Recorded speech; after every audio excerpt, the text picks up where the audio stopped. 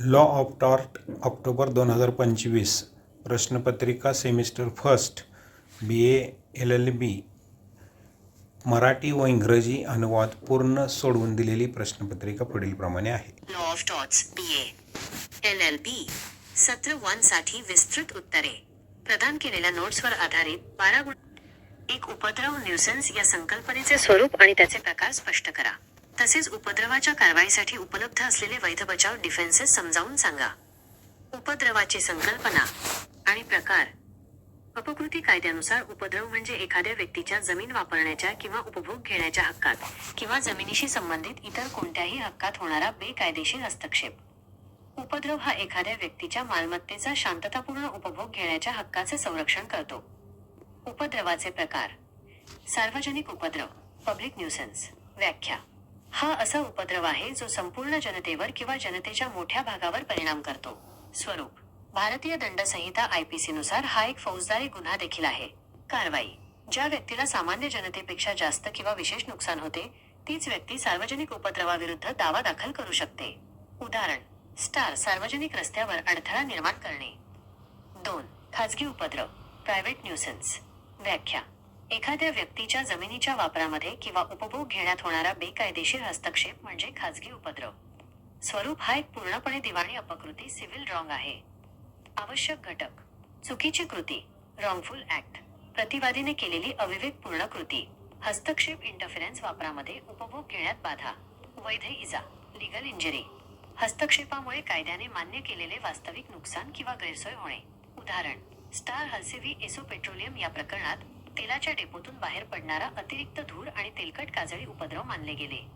खाजगी उपद्रवाचे प्रकार. मालमत्तेला शारीरिक इजा, धूर, कंपन, व्हायब्रेशन्स, विषारी वायू, फ्यूम्स यांमुळे होणारे नुकसान. आराम किंवा आरोग्यामध्ये हस्तक्षेप, दुर्गंधी, मोठा आवाज, स्टर्जेस व्हिब्रेजमन किंवा जास्त उष्णता. जमिनीशी संबंधित हक्कात हस्तक्षेप, प्रकाश किंवा हवा अडवणे. उपद्रवाच्या कारवाईसाठी वैध बचाव व्हॅलिड डिफेन्सेस.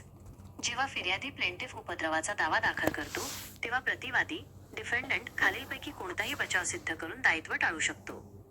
प्राप्ती अधिकार प्रिस्क्रिप्शन.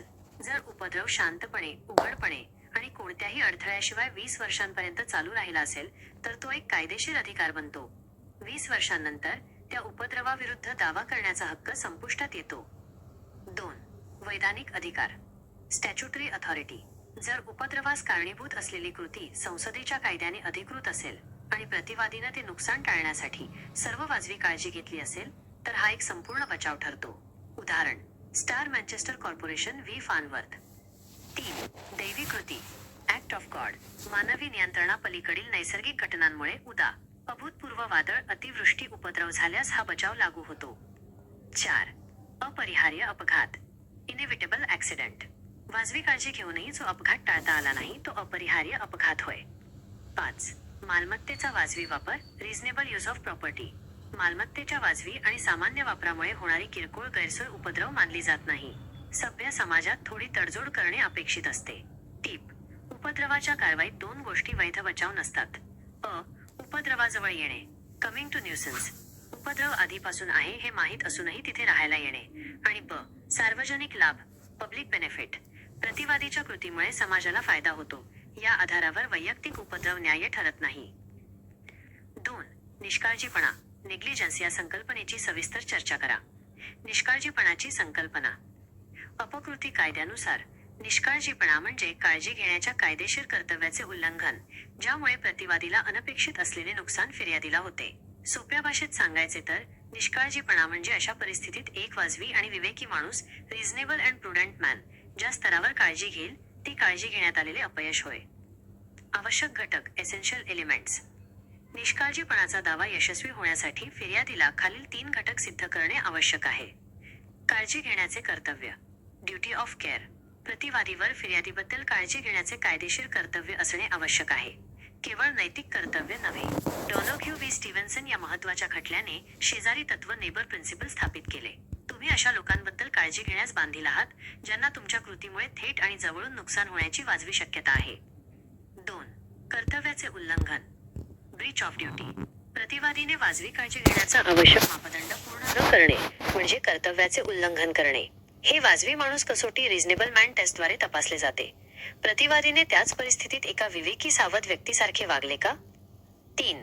परिणामी नुकसान रिझल्टिंग डॅमेज. कर्तव्याच्या उल्लंघनामुळे फिर्यादीला वास्तविक कायदेशीर नुकसान झालेले असावे. नुकसान हे कर्तव्याच्या उल्लंघनाचा थेट परिणाम असले पाहिजे. कार्यकारणभाव कॉझेशन. उदाहरण: star Barnett v Chelsea hospital या प्रकरणात डॉक्टरांनी तपासणी न केल्यामुळे कर्तव्याचे उल्लंघन झाले, परंतु वैद्यकीय पुराव्यामुळे हे सिद्ध झाले की उपचारांशिवायही रुग्ण वाचला नसता. त्यामुळे कर्तव्याचे उल्लंघन मृत्यूचे कारण ठरले नाही.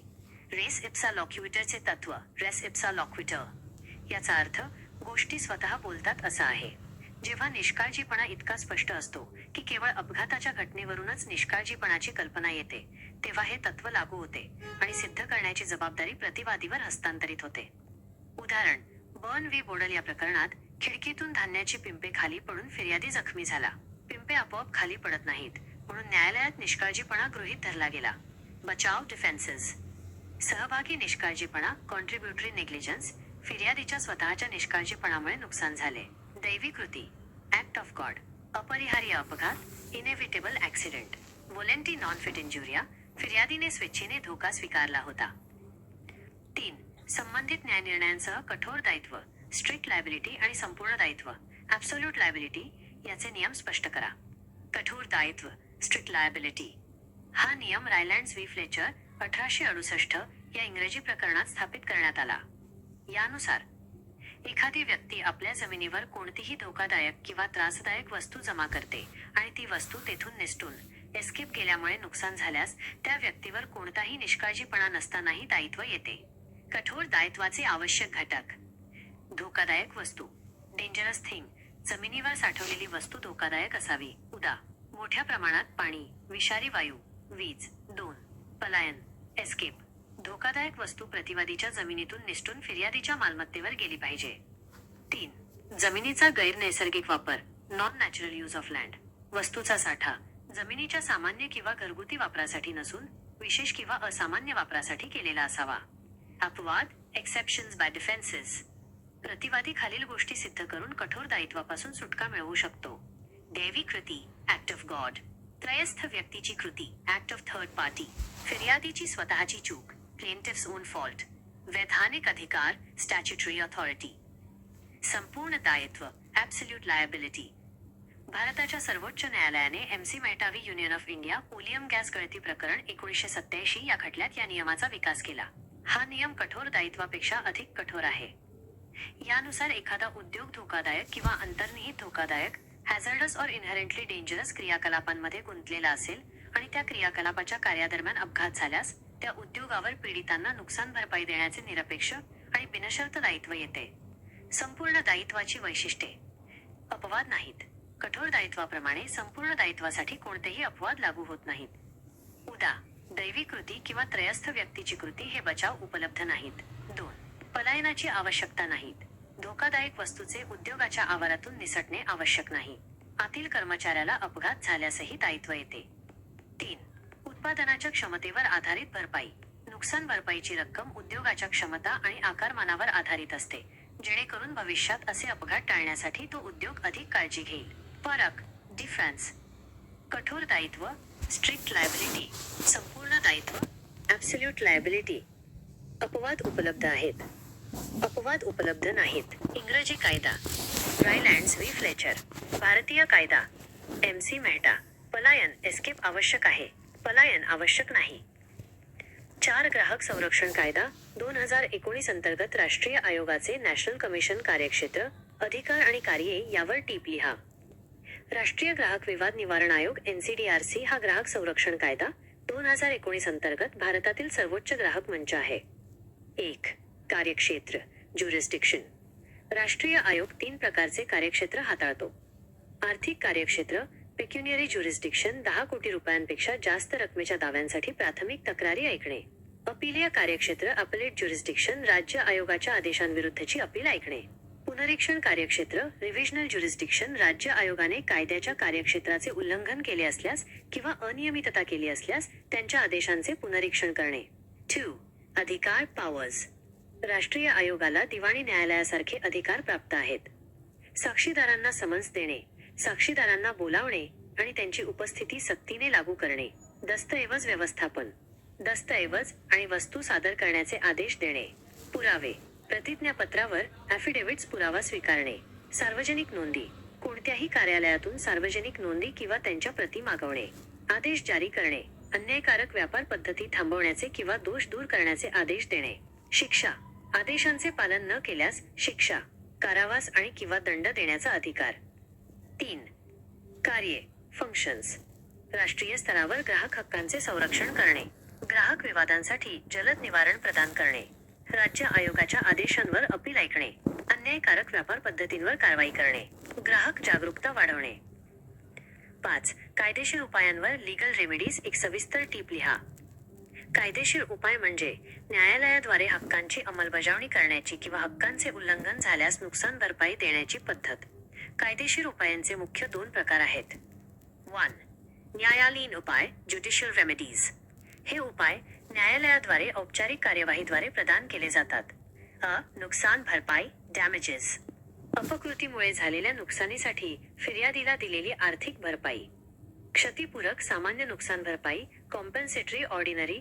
झालेल्या वास्तविक नुकसानीची भरपाई करण्यासाठी दिलेली रक्कम. नाममात्र नुकसान भरपाई नॉमिनल. जेव्हा कायदेशीर हक्काचे उल्लंघन झाले आहे पण कोणतेही आर्थिक नुकसान झालेले नाही तेव्हा दिलेली अत्यल्प रक्कम. दंडात्मक उदाहरणात्मक नुकसान भरपाई प्युनिटिव्ह एक्झेम्पलरी. प्रतिवादीच्या घृणास्पद वर्तनाबद्दल त्याला शिक्षा देण्यासाठी दिलेली मोठी रक्कम. विशेष नुकसान भरपाई स्पेशल डॅमेजेस. वेतनाचे नुकसान किंवा वैद्यकीय खर्च यांसारखे फिर्यादीने सिद्ध केलेले विशिष्ट आर्थिक नुकसान. मनाई हुकूम इंजंक्शन. न्यायालयाचा असा आदेश जो प्रतिवादीला चुकीची कृती करण्यास थांबवतो. निषेधात्मक मनाई हुकूम किंवा त्याला एखादी विशिष्ट सकारात्मक कृती करण्यास सक्ती करतो. आज्ञापक मनाई हुकूम. तात्पुरता कायमस्वरूपी मनाई हुकूम. आज्ञापक मॅन्डेटरी मनाई हुकूम. प्रतिवादीला एखादी कृती करण्याची सक्ती करणे. विशिष्ट पुनर्स्थापना स्पेसिफिक रेस्टिट्यूशन. मालमत्तेच्या अपकृतीसाठी उदा. वस्तूचा अपहार हा उपाय वापरला जातो. यात प्रतिवादीला ती विशिष्ट मालमत्ता कायदेशीर मालकाला परत करण्याचा आदेश दिला जातो. 2. अतिरिक्त न्यायिक उपाय एक्स्ट्रा ज्युडिशियल रेमेडीज व सेल्फ हेल्प. हे स्वमदतीचे उपाय आहेत जे पीडित पक्ष न्यायालयाकडे न जाता वाजवी शक्तीचा वापर करून त्वरित करू शकतो. आत्मसंरक्षण सेल्फ डिफेन्स. स्वतःचे किंवा मालमत्तेचे त्वरित संरक्षण करण्यासाठी वाजवी बळाचा वापर करणे. जमिनीवर पुन्हा प्रवेश री-एंट्री ऑन लँड. जमिनीतून बेकायदेशीरपणे बाहेर काढलेल्या व्यक्तीला शांतपणे किंवा वाजवी बळाचा वापर करून पुन्हा प्रवेश करण्याचा हक्क. वस्तूंचा पुन्हा ताबा रिकॅप्शन ऑफ गुड्स. बेकायदेशीरपणे काढून घेतलेल्या वस्तू परत घेण्याचा हक्क. उपद्रव कमी करणे अबेटमेंट ऑफ न्यूसन्स. चालू असलेला उपद्रव थांबवण्यासाठी वाजवी पावले उचलणे. उदा. शेजाऱ्याच्या घरावरून आलेल्या फांद्या छाटणे. 6. अपकृती कायद्यानुसार स्थावर मालमत्तेवर अतिक्रमण ट्रेसपास टू इमूव्हेबल प्रॉपर्टी. अतिक्रमणाचा अर्थ. स्थावर मालमत्तेवर अतिक्रमण म्हणजे कोणत्याही कायदेशीर औचित्याशिवाय दुसऱ्या व्यक्तीच्या ताब्यात असलेल्या जमिनीमध्ये बेकायदेशीरपणे हस्तक्षेप करणे. अतिक्रमण हे केवळ ताबा पोझेशन विरुद्ध केले जाते. मालकी ओनरशिप विरुद्ध नाही. आवश्यक घटक. परवानगीशिवाय प्रवेश दुसऱ्याच्या जमिनीवर पाऊल ठेवणे किंवा प्रवेश करणे. जरी त्यामुळे कोणतेही नुकसान झाले नाही तरी ते अतिक्रमण आहे. 2. परवानगीनंतरही राहणे. दिलेली परवानगी परवाना लायसन्स काढून घेतल्यानंतरही किंवा ती संपल्यानंतरही जमिनीवर राहणे. 3. अप्रत्यक्ष हस्तक्षेप. जमिनीवर वस्तू फेकणे किंवा इमारतीची रचना दुसऱ्याच्या हवाई जागेत प्रक्षेपित करणे. उदाहरण. Beasley V Clarkson. प्रतिवादीने चुकून फिर्यादीची जमीन नांगरली तरीही ते अतिक्रमण ठरले. बचाव डिफेन्सेस. परवाना लायसन्स. फिर्यादीने प्रवेशासाठी संमती दिली होती. गरज नेसेसिटी. मोठी हानी टाळण्यासाठी. उदा. आग विझवण्यासाठी प्रवेश करणे आवश्यक होते. कायद्याचा अधिकार ऑथॉरिटी ऑफ लॉ. कायद्याने प्रवेशाला परवानगी दिली आहे. उदा. वॉरंट असलेला पोलीस अधिकारी. उपाय रेमेडीज. नुकसान भरपाई डॅमेजेस. मनाई हुकूम इंजंक्शन. जमीन परत मिळवणे. इजेक्टमेंट. अतिक्रमण करणाऱ्या व्यक्तीला जमिनीतून बाहेर काढणे. 7. अपकृती कायद्यातील सामान्य औचित्य जनरल जस्टिफिकेशन्स. हे असे बचाव आहेत जे प्रतिवादीला दायित्व टाळण्यासाठी अनेक अपकृतींमध्ये उपलब्ध असतात. वोलॅन्टी नॉन फिट इंजुरिया. जो संमती देतो त्याला इजा होत नाही. तत्व. ज्या व्यक्तीने स्वेच्छेने आणि जाणूनबुजून धोका पत्करण्यास संमती दिली असेल ती व्यक्ती नंतर झालेल्या नुकसानीबद्दल तक्रार करू शकत नाही. उदाहरण. स्टार Hall v Brooklands auto racing club. Motor racing पाहताना झालेल्या अपघातासाठी प्रेक्षक क्लबवर दावा दाखल करू शकत नाही, कारण त्याने धोक्याची जाणीव ठेवून प्रवेश केला होता. 2. खाजगी बचाव, प्रायव्हेट डिफेन्स, स्वतःच्या व्यक्तीचे किंवा मालमत्तेचे त्वरित संरक्षण करण्यासाठी वाजवी बळाचा वापर करणे. 3. अपरिहार्य अपघात, इनेव्हिटेबल ॲक्सिडेंट, वाजवी काळजी घेऊनही जो अपघात टाळता आला नाही. 4. दैवी कृती, ॲक्ट ऑफ गॉड, मानवी दूरदृष्टी किंवा नियंत्रणापलीकडील नैसर्गिक अनपेक्षित घटनांमुळे झालेले नुकसान. 5. गरज, नेसेसिटी, मोठी हानी टाळण्यासाठी लहानशी अपकृती करणे. 6. वैधानिक अधिकार, स्टॅच्युटरी अथॉरिटी, कायद्याने अधिकृत केलेली कृती, ज्यामुळे नुकसान झाले तरी दायित्व येत नाही, जर सर्व वाजवी काळजी घेतली असेल.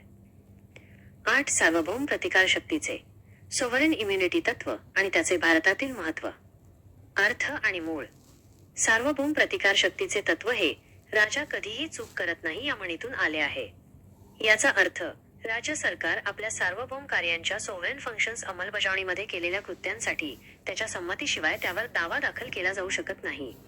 सार्वभौम कार्ये, संरक्षण, पोलीस, कर आकारणी, न्याय प्रशासन, कायदे निर्मिती इत्यादी.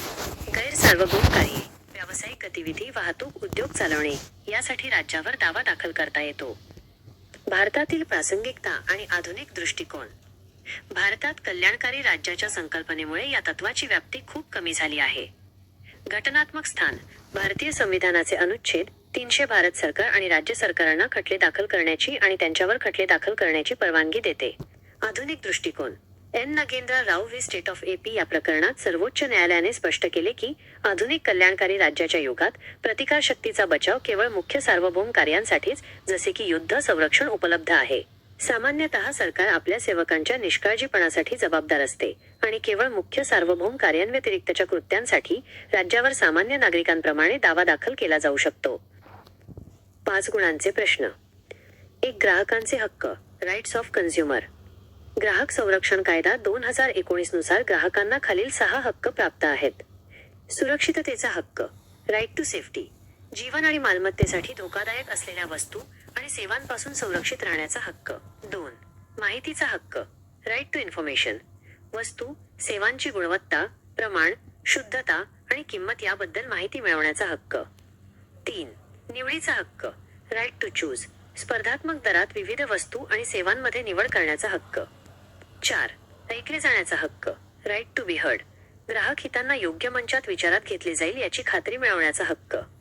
5. निवारणाचा हक्क, राईट टू रिड्रेसल, अन्यायकारक व्यापार पद्धतींविरुद्ध निवारण मिळवण्याचा हक्क. 6. ग्राहक शिक्षणाचा हक्क, राईट टू कन्झ्युमर एज्युकेशन, माहितीपूर्ण ग्राहक बनण्यासाठी ज्ञान आणि कौशल्य मिळवण्याचा हक्क. 2. चेतासंस्थेचा धक्का, नर्व्हस शॉक आणि दुर्भावनापूर्ण खटला, मलिशियस प्रॉसिक्युशन. चेतासंस्थेचा धक्का, नर्व्हस शॉक. संकल्पना. प्रतिवादीच्या निष्काळजीपणामुळे फिर्यादीला झालेली वैद्यकीयदृष्ट्या मान्यताप्राप्त मानसिक इजा किंवा मनोविकृती. हा केवळ भावनिक ताण किंवा दुःख नसतो. उदाहरण: ड्युलिओ व्ही. व्हाईट, दुर्भावनापूर्ण खटला, मॅलिशियस प्रॉसिक्युशन. संकल्पना. वाजवी कारण नसताना आणि दुर्भावनेने मालीस प्रतिवादीने फिर्यादीविरुद्ध फौजदारी किंवा दिवाणी खटला दाखल करणे किंवा सुरू ठेवणे, ज्यामुळे फिर्यादीचे नुकसान होते. आवश्यक घटक: खटला, दुर्भावना, वाजवी कारणाचा अभाव, फिर्यादीच्या बाजूने खटल्याची समाप्ती आणि नुकसान. 3. अपकृती आणि गुन्हा, टॉर्ट अँड क्राईम. अपकृती, टॉर्ट, गुन्हा, क्राईम, दिवाणी चूक, खाजगी चूक, सार्वजनिक चूक, राज्याविरुद्धचा गुन्हा. उद्देश वजा पीडित पक्षाला भरपाई देणे, उद्देश वजा गुन्हेगाराला शिक्षा देणे, दावा वजा पीडित पक्ष फिर्यादी करतो, खटला वजा राज्य सरकार दाखल करते. प्र. फोर ॲक्टिओ पर्सनालिस मोरितुर cum persona. अर्थ. हा लॅटिन कायदेशीर सिद्धांत आहे, ज्याचा अर्थ आहे वैयक्तिक कृती व्यक्तीसोबत मरते. संकल्पना. या नियमानुसार बदनामी, डेफिमेशन किंवा मारहाण, असॉल्ट यांसारख्या वैयक्तिक चुकीच्या कृतींसाठी खटला दाखल करण्याचा हक्क फिर्यादी किंवा प्रतिवादी यांच्या मृत्यूसोबत संपुष्टात येतो. भारतातील स्थान मालमत्तेच्या नुकसानीसाठी हा नियम लागू होत नाही. भारतात कायद्याद्वारे यात महत्त्वपूर्ण बदल करण्यात आले आहेत, परंतु वैयक्तिक इजेच्या विशिष्ट दाव्यांसाठी, जेथे केवळ आर्थिक नसलेली भरपाई शक्य आहे, हा नियम काही प्रमाणात लागू राहतो. 5. धमकी, असॉल्ट आणि मारहाण, बॅटरी. धमकी आणि मारहाण या 2 वेगवेगळ्या अपकृती आहेत. अपकृती: धमकी, असॉल्ट, मारहाण, बॅटरी. संकल्पना. प्रतिवादीच्या कृतीमुळे फिर्यादीला त्वरित मारहाण बॅटरी होण्याची वाजवी भीती निर्माण होते. संमतीशिवाय दुसऱ्या व्यक्तीवर प्रत्यक्ष शारीरिक बळाचा वापर करणे किंवा स्पर्श करणे. मुख्य घटक: शारीरिक संपर्काची भीती किंवा धमकी, वास्तविक शारीरिक संपर्क किंवा प्रहार. उदाहरण: मारण्यासाठी मूठ वळवणे, बंदूक रोखणे, प्रत्यक्ष ठोसा मारणे, ढकलणे, अपमानास्पद स्पर्श करणे. 6. मोटर वाहन कायद्यांतर्गत मोटर व्हेकल ऍक्ट दावा न्यायाधिकरणाची क्लेम्स ट्रिब्युनल कार्यपद्धती आणि अधिकार. मोटार अपघात दावा न्यायाधिकरण MACT हे रस्ते अपघात पीडितांना जलद उपाय देण्यासाठी स्थापन केलेले विशेष मंडळ आहे. कार्यपद्धती: अर्ज: पीडित व्यक्ती किंवा मृत व्यक्तीचे कायदेशीर प्रतिनिधी नुकसान भरपाईसाठी न्यायाधिकरणाकडे अर्ज दाखल करतात. 2. नोटीस: न्यायाधिकरण अपघातग्रस्त वाहनाचे मालक, चालक आणि विमा कंपनी यांना नोटीस पाठवते. 3. चौकशी: न्यायाधिकरण दिवाणी न्यायालयाप्रमाणे चौकशी करते आणि पुरावे नोंदवते. 4. निकाल: अवॉर्ड चौकशीनंतर न्यायाधिकरण न्याय्य नुकसान भरपाई जस्ट कॉम्पन्सेशन निश्चित करून नुकसान भरपाईचा आदेश देते. अधिकार पॉवर्स: साक्षीदारांना बोलावणे, कोणत्याही व्यक्तीला हजर राहण्यासाठी समन्स देण्याचा अधिकार, शपथ घेऊन पुरावा घेणे, तसेच वैद्यकीय तपासणीचा आदेश देणे. अंतरिम आदेश: दोष नसलेले दायित्व नो फॉल्ट लायबिलिटी अंतर्गत अंतरिम नुकसान भरपाईचे आदेश देणे. न्याय्य भरपाई: पीडिताचे वय, कमाई आणि भविष्यातील शक्यता विचारात घेऊन न्याय्य भरपाई देण्याचा अधिकार. तुम्ही मला यातील कोणत्या of torts detailed answers for BALLB Q. 1. State the concept of nuisance along with its types. Explain the valid defenses to an action in nuisance. Concept and types of nuisance. Nuisance is a tort that protects a person's right to the peaceful use and enjoyment of their land. It is defined as an unlawful interference with the person's use or enjoyment of land, or a right connected with it. Types of nuisance. 1. Public nuisance. Definition: an act that affects the public at large, or a considerable segment of the public. Nature: it is primarily a criminal offense under the Indian Penal Code (IPC). Action: a private person can sue only if they suffer special or peculiar damage over and above that suffered by the general public. Example: obstruction of a public road or street, which impedes free passage. 2. Private nuisance. Definition: an unlawful interference with a person's use or enjoyment of land. Nature: it is purely a civil wrong, a tort. Elements: wrongful act, an unreasonable act by the defendant. Interference: an obstruction or damage to the use or enjoyment of property. Legal injury: the interference must result in actual damage or discomfort that the law recognizes. Case: Halsey vs. Esso Petroleum. Excessive smoke, oily smuts and offensive smells from an oil depot were held to constitute an actionable private nuisance. Kinds of private nuisance: physical injury to property, damage caused by things like smoke, vibrations, fumes or flooding. Interference with comfort or health, caused by things like excessive noise, foul smell or excessive heat. Case: Sturgis vs. Bridgman, noise from a confectioner's machinery. Interference with rights relating to land, obstruction of light or air. Valid defenses to an action in nuisance. When a plaintiff brings a suit for nuisance, the defendant can avoid liability by establishing one of the following valid defenses. 1. Prescription. If the defendant has carried out the act, causing nuisance openly, peacefully, and without interruption for a continuous period of 20 years, it becomes a legal right, an easement. After 20 years, the right to sue for nuisance is lost. 2. Statutory authority. If the act causing the nuisance is one that is authorized by an act of parliament and the defendant has taken all reasonable precautions to prevent the harm, the defendant has a complete defense. Case: Manchester Corporation vs. Farnworth. The defendant was authorized to operate an electricity station. Residual smoke and fumes were held not to be an actionable nuisance, as they were an inevitable consequence of the authorized activity. 3. Act of God. If the nuisance is caused by extraordinary natural forces that are entirely beyond human foresight and control, like an unprecedented storm, earthquake or heavy rain, it serves as a defense. 4. Inevitable accident. A situation where the accident or resulting nuisance could not have been prevented even by the exercise of reasonable care and skill. 5. Reasonable use of property. A slight or trivial inconvenience resulting from the reasonable and ordinary use of property is not actionable nuisance. The law expects a certain degree of give and take in a civilized society. Note: 2 common points that are not valid defenses are: A. Coming to the nuisance. It's no defense that the plaintiff knew about the nuisance before moving in. And B. Public benefit. The mere fact that the defendant's activity benefits the public, like running a factory, does not automatically justify causing nuisance to an individual. Q. 2. Discuss the concept of negligence in a detailed manner. Concept of negligence. Negligence as a tort is the breach of a legal duty to take care which results in damage undesired by the defendant to the plaintiff. It is essentially a failure to exercise the degree of care that a reasonably prudent person would have exercised in similar circumstances. Definition. A person is negligent when they fail to exercise the standard of care which a reasonable and prudent man would have exercised in similar circumstances, and this failure causes foreseeable damage. Essential elements. For an action in negligence to succeed, the plaintiff must prove the following three essential elements. 1. Duty of care. The defendant must owe a legal duty to exercise care towards the plaintiff. This is not a moral duty but a legal one. The landmark case of Donoghue v. Stevenson, 1932, established the neighbor principle, which states that you owe a duty of care to your neighbors, persons who are so closely and directly affected by your act that you ought reasonably to have them in contemplation as being so affected when you are directing your mind to the acts or omissions which are called in question. 2. Breach of duty. The defendant must have failed to meet the required standard of care, i.e., they breached the duty. This is typically tested through the reasonable man test. Did the defendant act as a reasonable, prudent, and cautious person would have in the same situation? A breach occurs when the defendant falls below this objective standard. 3. Resulting damage, causation. The plaintiff must have suffered actual legal damage, physical, financial, or property injury. The damage must be a direct consequence of the defendant's breach of duty, causation.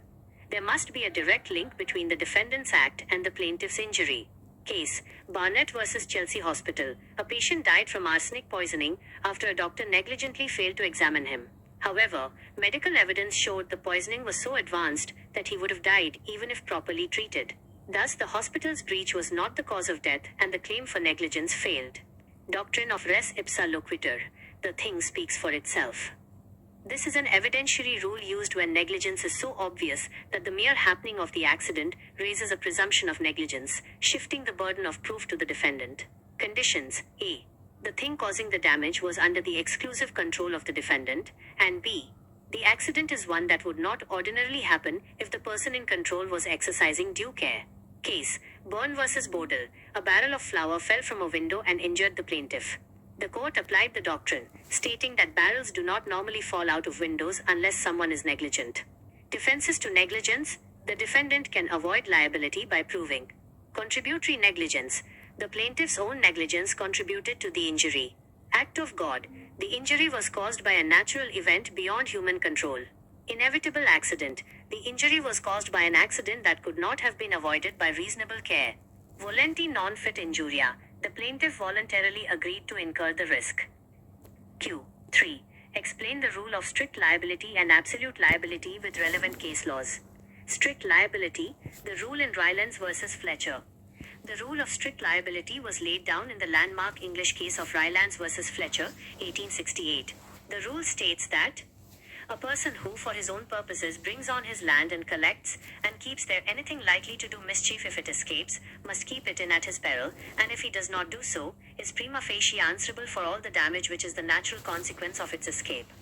Essentially, a person is held liable for damage caused by the escape of a dangerous thing from their land, even if they were not negligent in keeping it, and took all reasonable precautions. Essentials of strict liability. 1. Dangerous thing. The thing brought or kept on the land must be dangerous or potentially mischievous, e.g., large quantities of water, gas, electricity, chemicals, noxious fumes, or explosives. 2. Escape. The dangerous thing must escape from the defendant's land to the plaintiff's land or person. 3. Non-natural use of land. The accumulation of the dangerous thing must be for a non-natural use of the land, e.g., storing a large volume of water in a reservoir, or using explosives for a commercial purpose. Ordinary use like domestic plumbing is a natural use. Exceptions, defenses. The defendant can escape liability if they prove act of God. The escape was caused by an unforeseeable natural event. Act of a third party. The escape was caused by the unforeseeable malicious act of an outsider. Plaintiff's own fault. The escape was caused by the plaintiff's own act or default. Statutory authority. The defendant was authorized by law to keep the thing. Consent of the plaintiff. The plaintiff consented to the accumulation of the dangerous thing. Absolute liability. The rule in MC Mehta versus Union of India. The doctrine of absolute liability was evolved by the Supreme Court of India in the case of MC Mehta versus Union of India, oleum gas leak case 1987, departing from the strict liability rule. This rule states that where an enterprise is engaged in a hazardous or inherently dangerous activity, and harm results to anyone on account of an accident in the operation of such activity, the enterprise is absolutely and non-delegably liable to compensate all those who are affected. Features of absolute liability. 1. No exceptions. The most crucial feature is that the rule admits no exceptions, unlike strict liability. The enterprise cannot plead act of God, act of third party, or any other defense. 2. Liability is absolute. The liability is absolute, meaning it is imposed even without any negligence or fault on the part of the defendant. 3. Applicability. It applies specifically to industries engaged in hazardous or inherently dangerous activities, e.g., chemical plants, oil refineries. 4. No requirement of escape.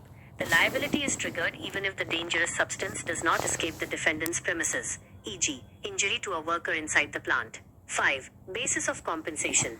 The measure of compensation is based on the capacity of the enterprise to bear the loss, acting as a deterrent against further harm. Difference between strict and absolute liability. Strict liability, absolute liability. Exceptions are available, e.g., act of God. No exceptions available. Origin is English law, Rylance versus Fletcher. Origin is Indian law, MC Mehta case. Escape of the dangerous thing is necessary. Escape is not necessary for liability. Compensation is often based on actual damage.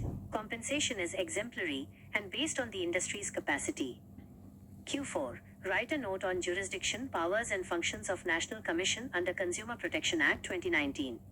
The National Consumer Disputes Redressal Commission (NCDRC) is the highest consumer forum in India under the Consumer Protection Act 2019. 1.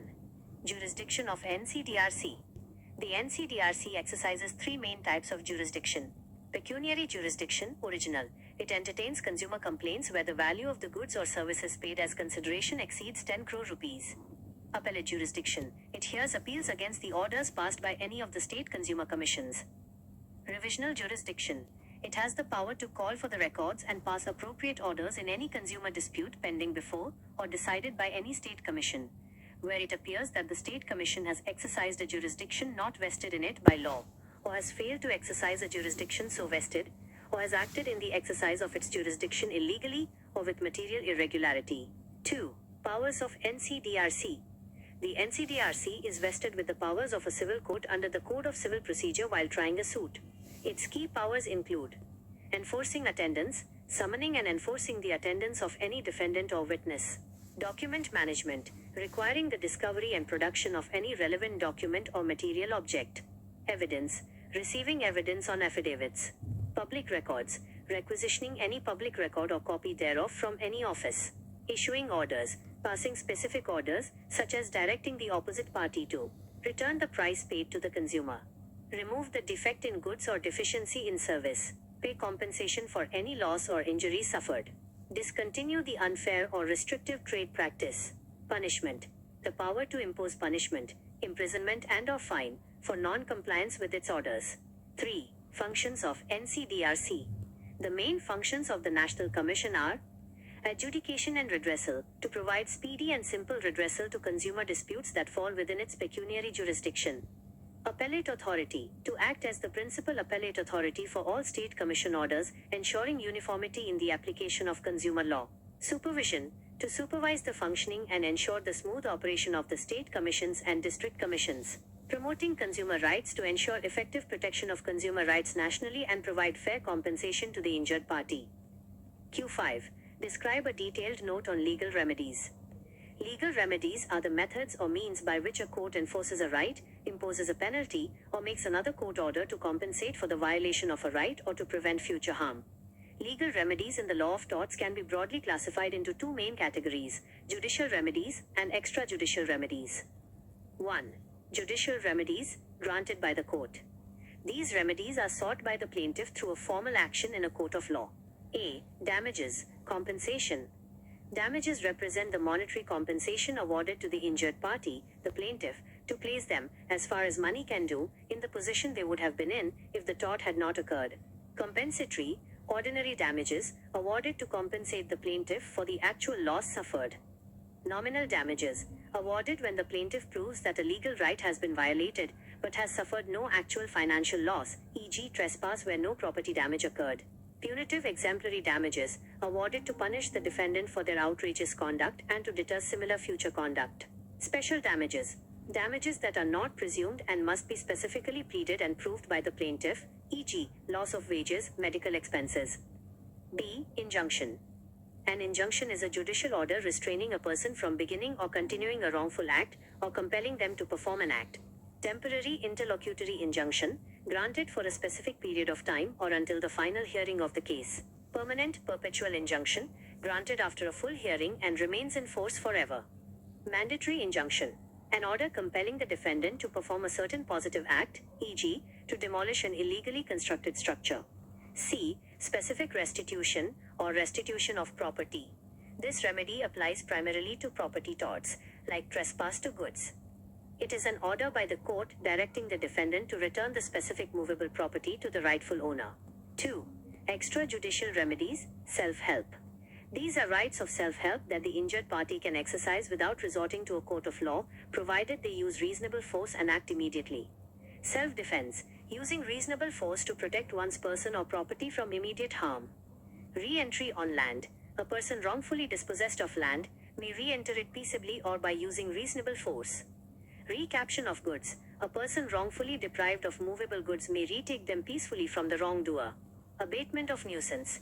The aggrieved party can take reasonable steps to end a continuing nuisance, e.g., trimming branches from a neighbor's tree that are overhanging. Distress damage pheasant. The right to seize and detain an animal or movable chattel found unlawfully on one's land and causing damage, until compensation for the damage is paid. Q6. Trespass to immovable property under tort. Meaning of trespass to land. Trespass to immovable property, land is an unlawful interference with the possession of land of another person without any lawful justification. The tort is committed against possession, not ownership. The central principle is that any direct and immediate interference with the land of another is a trespass, regardless of whether the plaintiff suffers actual damage. Essentials. 1. Entry without permission. The mere act of stepping on the land of another, without express or implied consent, is trespass. 2. Exceeding or withdrawing permission. Remaining on the land after the permission license to be there has been expressly withdrawn or has expired. 3. Indirect intrusion or projection. Throwing objects onto the land, discharging water, or causing a structure to project into the airspace of the plaintiff's land. 4. Intent. Even if the entry is accidental or due to an honest mistake, if the act of entry was voluntary, it is still a trespass. Case. Basley vs. Clarkson. Defendant mistakenly mowed the plaintiff's grass. Forms of trespass: entering, walking onto the land or driving a vehicle onto the land. Placing objects, dumping trash, building a structure, or placing any object on the land. Remaining, staying on the land after a lease or license has ended. Trespass ab initio. Defenses: a defendant can avoid liability by proving a lawful justification for their entry. License consent. The plaintiff gave express or implied permission for the entry. Necessity. The entry was necessary to prevent greater harm, e.g., entering land to extinguish a fire that threatens surrounding property. Authority of law. The law permits the entry, e.g., a police officer entering with a valid warrant. Self-defense. Entering another's land to prevent an immediate assault. Remedies. Damages. Compensation for the actual damage caused to the land. Injunction. An order restraining the defendant from further trespassing. Ejectment. An action to recover possession of the land from a person who has wrongfully occupied it. Mesne profits. The profits or benefit that the person in wrongful possession of the land has actually received, or might have received, from the land during the period of wrongful possession, which the true owner is entitled to claim. Q7. General justifications in tort. General justifications are a set of defenses that are available to a defendant across multiple torts, which, if successfully proved, prevent the defendant from being held liable. 1. Volenti non fit injuria. To one who consents, no injury is done. Concept: a person cannot complain of harm if they have voluntarily and knowingly consented to run the risk of it. Conditions: the plaintiff must have A. knowledge of the risk, and B. voluntarily consented to incur that risk. Case, Hall vs. Brooklands Auto Racing Club. The plaintiff's relative was killed by a car that left the racetrack. It was held that spectators willingly take the risk inherent in motor racing, and the defense applied.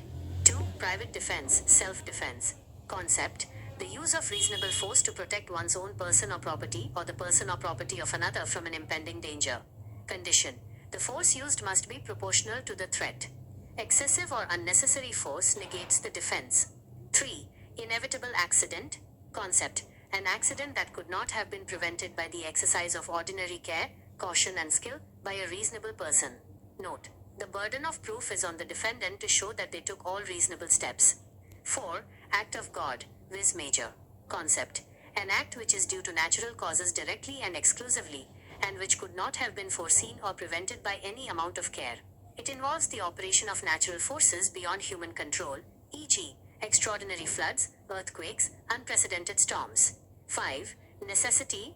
Concept: an act is committed to prevent a greater evil or to save life, limb or property, even though the act itself is a tort. Example: pulling down a house to prevent a fire from spreading to an entire locality. The damage caused is less than the damage prevented. 6. Statutory authority. Concept: when an act causing damage is authorized by a statute, law, the injured party has no remedy in tort, provided the defendant acts strictly within the powers conferred and takes all reasonable precautions to prevent the injury. See also Q.1 on nuisance. Q8. Doctrine of sovereign immunity and its relevance in India. Meaning and origin. The doctrine of sovereign immunity is a common law concept that originated in the maxim, "the king can do no wrong." It means that the state, the sovereign government, cannot be sued in its own courts without its consent for acts done in the exercise of its sovereign functions. The doctrine was introduced in India by the British. The landmark case was Peninsular and Oriental Steam Navigation Company versus Secretary of State for India, 1861. This case established a distinction between sovereign functions, acts related to governance, defense, police, taxation, administration of justice, etc. State immune from suit. Non-sovereign commercial functions, acts related to business, trade, running of industries, transport, etc. State can be sued for these. Relevance and modern view in India. The relevance of sovereign immunity has been significantly curtailed by the judiciary in a welfare state like India. Constitutional position. Article 300 of the Constitution of India allows the Government of India and the governments of states to be sued or to sue in relation to their affairs. However, it is silent on the scope of immunity. Judicial restriction. The modern view. The Supreme Court of India, especially since the 1990s, has restricted the applicability of this doctrine. In the case of Kasturilal Relia, Ram Jain vs. Bush, State of UP 1965, the court reluctantly upheld the defense of sovereign immunity for the negligence of police officers acting under a sovereign function. However, the decision was heavily criticized. The turning point came in N. Nagendra Rao vs. Maini, State of AP, 1994. The Supreme Court effectively restricted the scope of sovereign immunity, holding that the defense is not available in the sphere of modern welfare activities undertaken by the state. The current position is that the state is generally liable for the negligent or wrongful acts of its servants, just like any private employer. Immunity is only granted for acts that are strictly core sovereign functions, like acts of war, defense, or legislative judicial acts, that cannot be delegated to a private person. For torts arising from activities like running a hospital, a factory, or engaging in transport, the state can be sued. 5 MARK questions. Q1 Rights of Consumer. The Consumer Protection Act 2019 guarantees the following fundamental rights to consumers. 1. Right to safety. The right to be protected against the marketing of goods and services which are hazardous to life and property. 2. Right to be informed. The right to be informed about the quality, quantity, potency, purity, standard, and price of goods or services.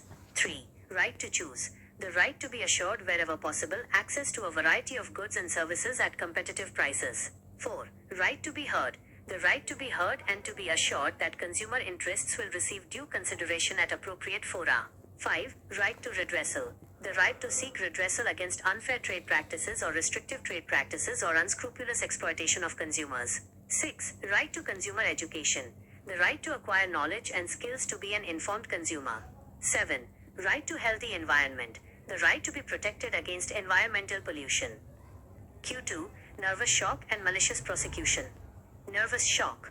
Concept. It is a tort involving a medically recognized psychiatric injury or mental illness caused to the plaintiff by the defendant's negligence. It is not merely a transient emotional distress or grief. Key requirement. The injury must be a consequence of the defendant's breach of duty and must be reasonably foreseeable. Case: Dulier vs. White, 1901, was one of the first cases to recognize that a plaintiff could recover damages for nervous shock arising from a reasonable fear of immediate personal injury to themselves. Malicious prosecution.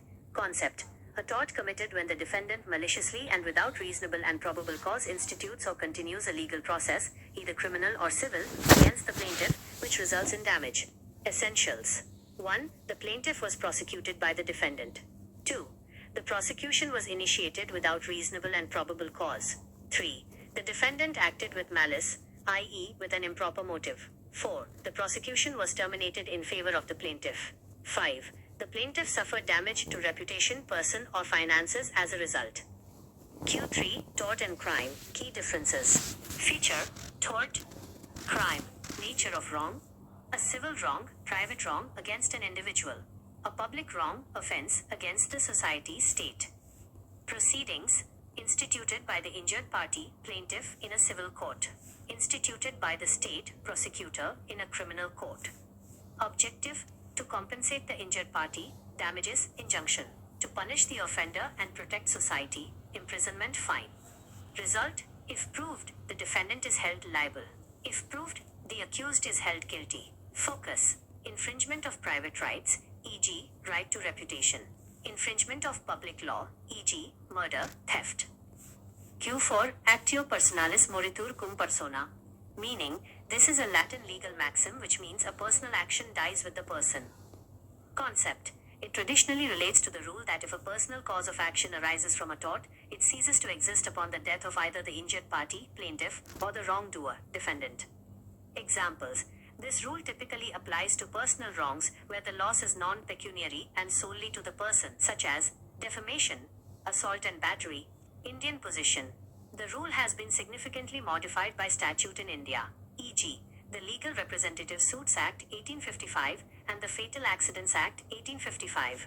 For torts affecting property, the action generally survives. For personal torts causing financial loss, the action may also survive. However, for pure personal injury or reputation damage, where the only available remedy is non-pecuniary compensation, the maxim may still apply. Q5. Assault and battery. Assault and battery are two distinct torts against the person, though they often occur together. Tort: assault, battery. Definition: an act by the defendant that causes the plaintiff to have a reasonable apprehension of an immediate battery, physical contact. The actual infliction of unlawful physical force or contact upon another person without their consent. Key element: threat or apprehension of physical contact. Physical contact, even a slight touch. Physical contact, absence of physical contact. Presence of physical contact. Example: shaking a fist menacingly at someone who sees it. Pointing a gun, even if unloaded if the victim does not know this. Striking a person, pushing, throwing water on them, an offensive touch. Sequence: assault is often the prelude to battery. Battery is the execution of the threat of assault. Q6. Procedure and powers of Claims Tribunal under Motor Vehicle Act. The Motor Accidents Claims Tribunal, MACT, is a specialized tribunal established under the Motor Vehicles Act, 1988, to provide a speedy remedy for victims of road accidents. Procedure before MACT. 1. Application. An aggrieved person or their legal representatives in case of death files an application for compensation to the MACT. 2. Notice. The tribunal issues notice to the parties concerned, including the owner, driver, and the insurance company of the vehicles involved. 3. Inquiry and evidence. The tribunal conducts an inquiry, which is summary in nature but follows the essential principles of a civil court. It records evidence from both sides. 4. Award. After the inquiry, the tribunal passes an award, specifying the amount of compensation payable and the party liable to pay it, usually the insurance company. Powers of MACT. The tribunal has wide powers to ensure justice. Summoning. It has the power of a civil court to summon and enforce the attendance of any person. Evidence on oath. It can take evidence on oath and compel the production of documents. Medical examination. It can order the medical examination of the injured person. Interim orders. It can pass interim orders, such as no-fault liability compensation under Section 140. Award of compensation. Its primary power is to award just compensation to the victim. factoring in age, earnings, future prospects, and non-pecuniary losses, e.g., pain, suffering, loss of amenities. Would you like a summary of a specific topic from these questions or a definition of another tort concept?